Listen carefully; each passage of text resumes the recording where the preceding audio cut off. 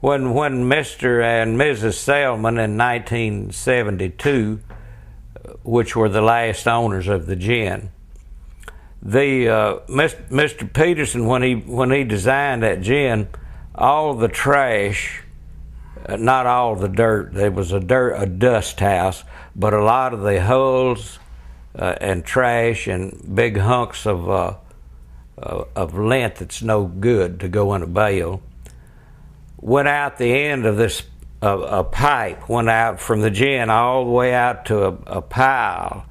And he was smart enough at that time in 1954 that he built a ring around this pipe, and when the trash come through the end of it, it was saturated from all sides with water so that there was no pollution. And it went out there and fell in a pile. Well, after a couple of years of deterioration, Mr. Peterson never did but Mrs. Selman came there, and she had worked at a nursery in McGee. So I told her I thought a nursery would do well here. We never had one.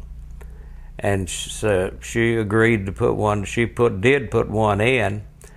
We used that came out of the gin for potting soil. We hand raked it through a screen into tanks, broke it down fine, you know.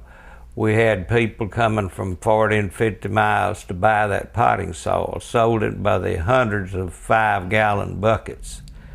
Treated or either untreated, either way you want it. We treated it because we had to treat all that we used for the plants. We treated it with a methyl bromide.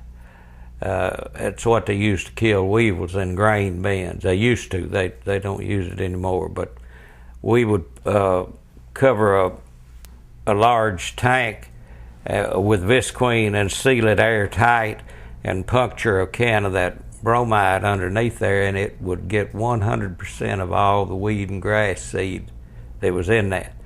Because if you didn't, you had plenty of weed and grass seed coming up. But it was really rich soil, rich potting soil. Didn't hold moisture real well. You had to water it real often, but it would really grow anything.